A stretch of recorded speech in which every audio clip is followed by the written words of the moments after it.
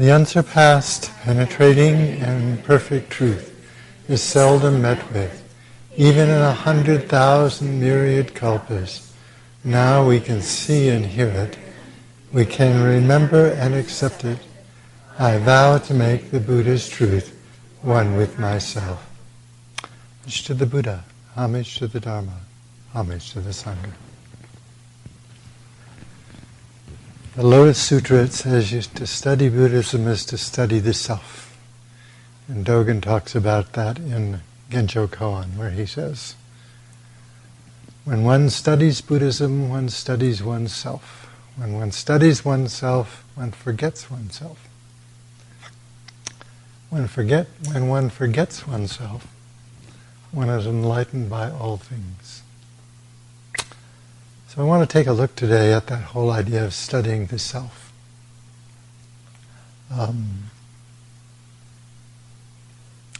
Buddhism looks on the self as an illusion. So basically we have to study our ignorance. I was thinking about meditation, how in meditation you sit there, take a deep breath, look at the wall, just very nice, and then a thought comes up.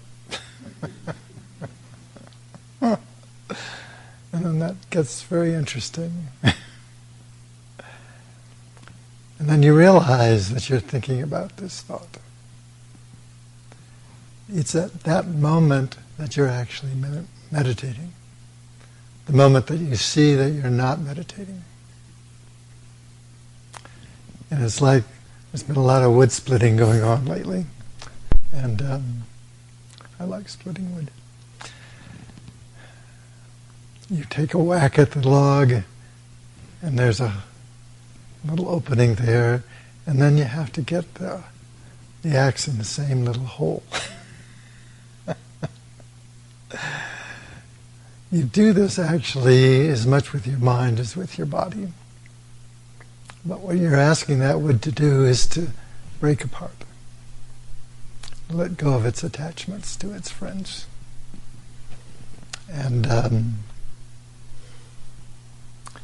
this is what you're trying to do in meditation, is to open that door to the unknown.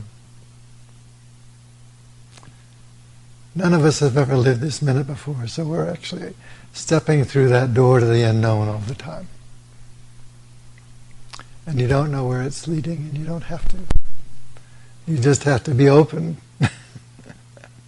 But our openness is frequently filtered through a concept of a self.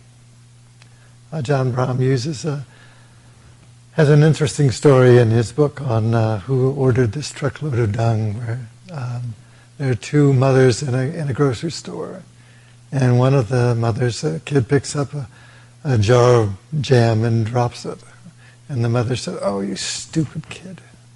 The next one, the son picks up a jar of peanut butter and drops it. And the mother says, "That was a stupid thing to do." There's a great deal of difference in what the kid is learning. If the kid learns that he's a stupid person, then that's the way he'll act. If a smart person does stupid things, they're likely to have that door to learning open to them. And this is what this door to the unknown is about. It's opening our heart to our own ignorance. But if our ignorance is colored and flavored and filtered through this idea of self, then we can't actually see that. We can only see what I want. And then what I want something is that I'm acting out of inadequacy. This is the story of Yakusan and Baso. Yakusan was Sekito's disciple and had been studying with him for years and getting very frustrated because he wanted this enlightenment and he wasn't getting it. And finally, Sekito gives up on him and sends him over to talk to his friend Baso. And Baso looks at him and says, "Well, sometimes I raise the eyebrows and blink the eyes of old Shakyamuni, and sometimes I don't. Sometimes it's good to do, and sometimes it's not." Well, at that point, the penny drops for Yakuza.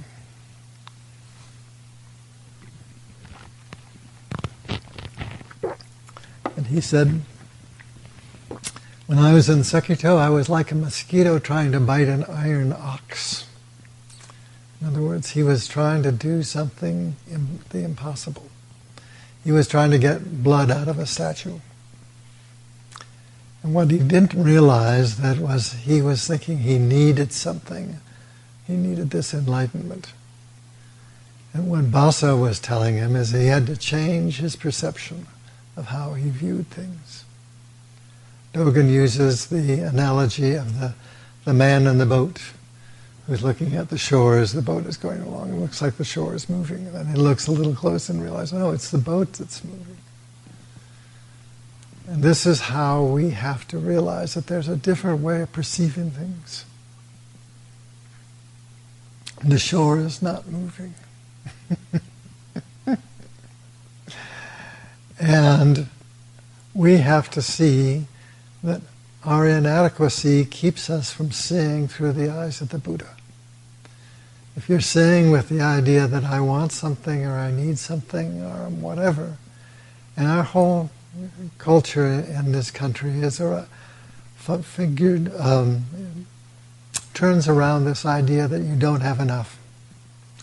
No matter how much money you have, it's not enough. No matter how many cars you have, it's not enough. How many bedrooms in your house, it's not enough. Whatever it is, whatever you have, it's going to not be enough because it's yours.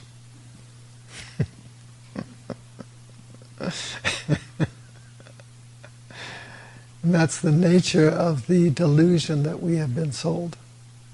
We have been sold that no matter what you have, it's never going to be enough. And if it is enough, then it's going to be something wrong with it. You have a new car and then you have to worry about somebody hitting it. You have to pay more insurance than you were paying before. You have to go to the DMV and register. You get all these other things involved in this new thing that's going to help you. It just means more responsibility. Well, the point of view is that we look through this filter of self. We look through, I'm a stupid person, or I'm a judgmental person, or an angry person, or whatever judgment you're making about this person. And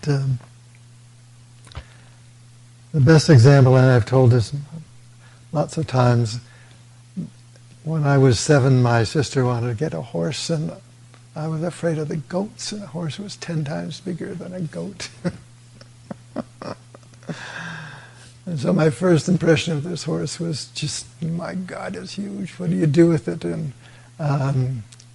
but after about a year, I got over that, and this is a very gentle old horse. His name was Socks, and he could be ridden in English saddle or Western saddle. He would break into 5-gated things every once in a while, just on his own.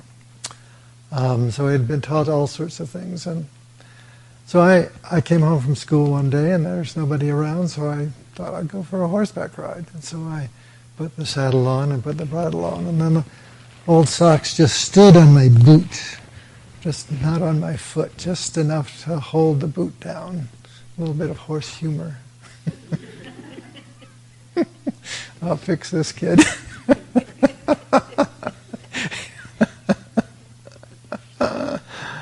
Well, I couldn't push him away. He was too big. I couldn't get on. Didn't know what to do. Somebody later said, well, you could have taken your boot off. And that hadn't occurred to me. Getting angry was easier. But the only thing I could reach was a little stick, and I picked it up, and I was really angry, and I was hitting him on his shoulder, and it was some sort of signal for him. And he put one knee down, put the other knee down, and then he put his head all the way down, and he bowed. And I just have this visual memory of this screen coming down in front of my face that just said, bad person. So I just blocked that out. I did not look at that until 25 years later. I was doing a memorial for my mother. And this was over in England after she had died, and I'd gone over there, and she had been very instrumental in teaching respect for animals. You could fight with your brother and sister, but you couldn't hurt an animal. You couldn't hurt the dog or the cat or the goat or anything else. And this memory popped up, and I thought, oh, what incredible teaching. Of course, this is how you deal with anger. You bow to it. But also the judgment was the biggest part, because the judgment kept me from learning. The judgment came to a complete conclusion. Bad person, therefore there's nothing more to learn. And so I couldn't realize that this was actually a gift that I was being given. This horse was a bodhisattva who was teaching me how to deal with impatience and anger. Just bowing to it. And this is how one forgets the self. It's at that moment when you realize that you need to bow to a situation where you're confronted with your ignorance and you don't know what to do with it. This is why you have to ask Kanzeon for permission. You have to ask her for help. And this asking for help is another way of understanding bowing. It's another way of exploring the unknown. It's another way of opening your heart. It's another way of hitting that axe in the right groove. It's a way of opening yourself up to not knowing what I needed to do this, or how to do this, or what difficulty this may present. And be there with that suffering and not push it away. Not get rid of it, not judge it. Just be there with that. Adequacy is when we don't know what we're doing, but we have the Buddha nature and we can find out. And finding out, and sometimes it's just doing something and not necessarily doing the right thing, but the willingness to do whatever needs to be done. Around here, if you do something once, then you're an expert. You just have to keep doing it a couple million times. Just like meditation. But it's at that point in meditation where you notice that you're not meditating. It's that point where you notice, I don't know what to do here. It's when you're at that point when a friend of mine took me to the Dolomite Alps in Italy, and he wanted to come down this mountainside without using the trail. So I found myself on some very loose rocks on a very steep mountainside, and I stopped, and I was just standing there thinking, I don't want to be here. Then I realized, well, it's the wrong question. You are here. The question is, what do I do about it? Well, my maniac friend wanted me to just slide down the mountain, just go straight down. And I thought, well, it's all well and good if you're young and athletic and you know what you're doing. I said, what's plan B? He said, well, you could do a little zigzag across, back and forth. And I thought, I can do that. So I got off the mountain without difficulty, but it was at that moment that I realized I was complaining about the situation rather than asking the right question that you have to look at. It's at that moment when you're confronted with your ignorance. You don't know what to do. You don't know how to get off the mountain. You don't know how to solve a problem. Can you just be there with that problem? Can you be there and open yourself up to it? This is where you explore the self. This is where you start looking at what it is you don't know. Because when you're confronted with a new situation, you don't know how to solve this particular problem. Can you just be there? Can you open yourself up? Can you bow to it? Can you let go of the I don't like this, I don't want to be here? Can you just say, well, okay, with the ideal comes the actual. The actual here is something I don't know what to do with. And that can be very, very helpful in a spiritual point of view to seeing what it is that you can find out about yourself.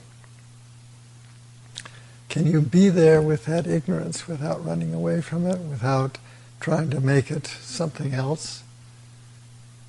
Can you just open up to that? What does it look like? I was asking somebody the other day he asked about what happens when you let go of that extraneous thought. And I asked him, well, what does happen? He said, well, it's like everything. Everything is there. The entire universe actually is there in your meditation. If you just let go of that thought, come back to being still, infinite compassion, love, and wisdom is actually right there in front of you. But you don't see it because you're looking at that wall saying, I want enlightenment. Rather than sit there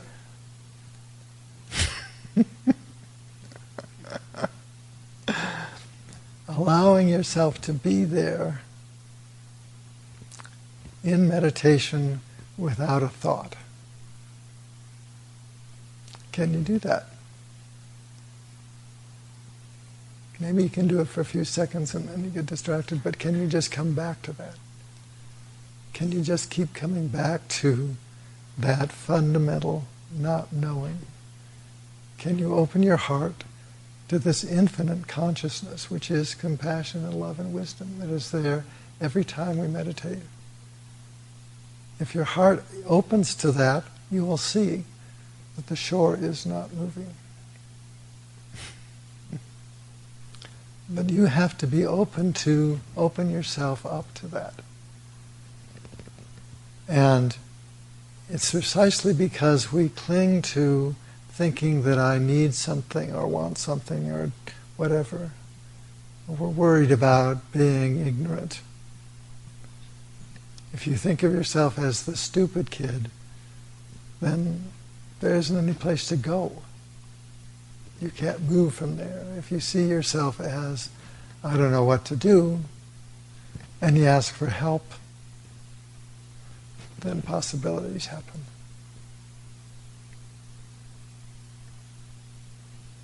What helped me most with Remastered to you was her asking me to do something that was just physically impossible. She wanted this report done to be sent into Washington or something.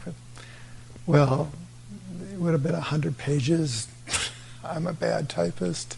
That's not going to happen in 24 hours, which is what the request was. And at that point I just said yes, but it took a lot longer than 24 hours. Because I had to take a few days out for a Kensho experience, which is actually more of what she was asking than I realized. The willingness to say yes, do as much as you can, even though it's not possible to do all of it. I saw a movie about this kid was just learning how to do work, and he was in a farm and a ranch in Texas, and he finally, after about a month, really got into digging these post holes, and then the owner of the ranch comes by and says, okay, that's enough. And he said, I haven't finished. And he says, in a ranch, you're never finished. The work is always going on. Well, that's the same way here, There's always more to do. But doing the best you can is something that our master focused on a lot. And that doing the best you can is like filtering the way you do things through the signs of enlightenment, which are generosity, tenderness, sympathy, and benevolence. And if you're able to act in that way, you're changing that ignorance of self into something else. But you have to be aware of the attitude of mind that you have. When we put on our kesses in the morning, we say, how great and wondrous are the clothes of enlightenment, formless and embracing every treasure. I wish to unfold the Buddha's teaching that I may help all living things. If you can cultivate that attitude of working for the good of all living things, then you can be successful in your practice. But if you look at yourself as being a not so good living thing, Master Koten calls it fundamental badness. We grow up in a society that comes out of God-based religions that come as their basis as being thrown out of the Garden of Eden because there's something wrong with them. They ate of the tree of the knowledge of good and evil. And so that idea of fundamental badness gets transferred to children generation after generation because that's what their parents have taught them. So thousands of years of people believing that there's something wrong with you just because you're born. And you have to realize that that's conditioned by our society. And it's not something that somebody told you directly, but it's something that comes across from parents and teachers because that's what they've been taught. And you pick that up by osmosis, thinking that there's something wrong with me if I don't know something, or there's something wrong with me if I do something inappropriate, or there's something wrong with me just because I exist. And we have to take a look at that and see, is that really affecting my ability to form this selfless intent? Because this selfless intent then allows us to function with generosity, with tenderness, with skillful means. That's what benevolence is about, with sympathy. Can we just be there when somebody's upset and not realizing that we don't have to fix it, we can't change it, but we can care about the person? There's a big difference between the doctor who wants to cure his patient and the doctor who cares for his patient. The doctor who wants to cure for his patient is always going to be upset when the patient dies. And you just can't prevent. Sometimes you can help with the doctor and give him the right medicine, but it works. But the doctor's job is really to care for the patient. Sympathy is to care about the suffering of other beings. You've probably gone through the same suffering at one point or another. So you can know what that feels like. But at the same time, we can open our heart to the fact that the first noble truth is that if you're born as a human being, it's not always going to be a rose garden. There'll be times when things happen that you don't want to happen. There'll be times when you're with people you don't particularly like. There'll be times when you're not with the people you want to be with. There's some times when you lose the job or can't find your car keys or the car won't start. There's all of this stuff that happens just because you're a human being. But it doesn't mean there's anything fundamentally bad about you because this is not happening to you. It's just happening. It's the you part that makes it suffering. Because you don't want it to be there, because you don't like it, because you're still stuck with that attitude of mind. But the self is just not getting what it wants. It's not liking what it has. But if somebody tells you to go give up the self, just give it up. It's an illusion, just give it up. Not everybody wants to just give up the self. It's very precious. I've been cultivating it for 78 years. Not going to let it go for nothing.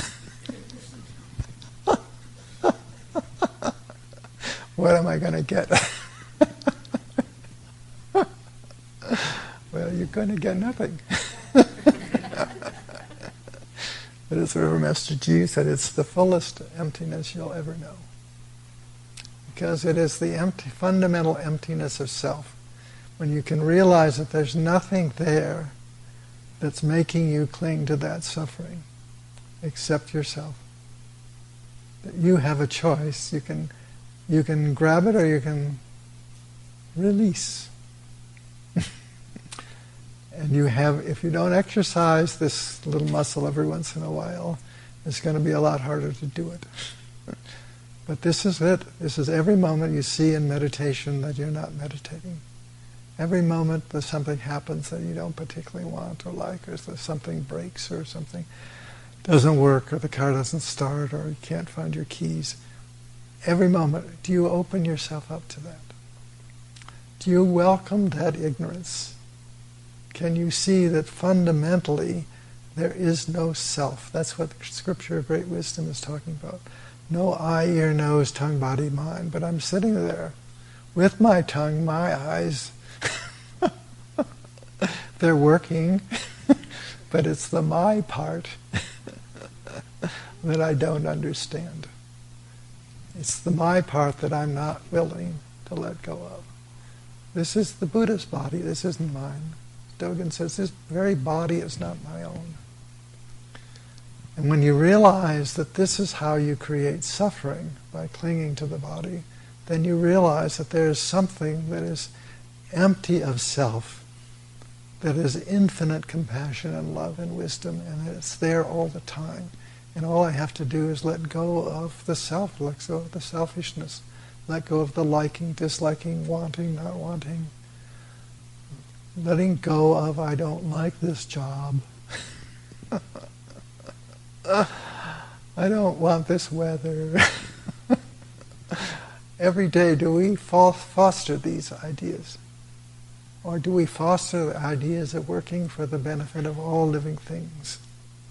But you can't do that until you can love yourself. And that loving yourself has to do with letting go of this fundamental delusion of badness. It lets go of this idea of liking and disliking. It's the idea of wanting something and not wanting something. You've got to learn how to let go of that. This is what it is to dissolve the self. Master Man was talking about being on an airplane and pretending that this little fish tank around you, and you don't want to look at the side or get involved in anybody else. You just want to be in your little fish tank. But who's driving this tank?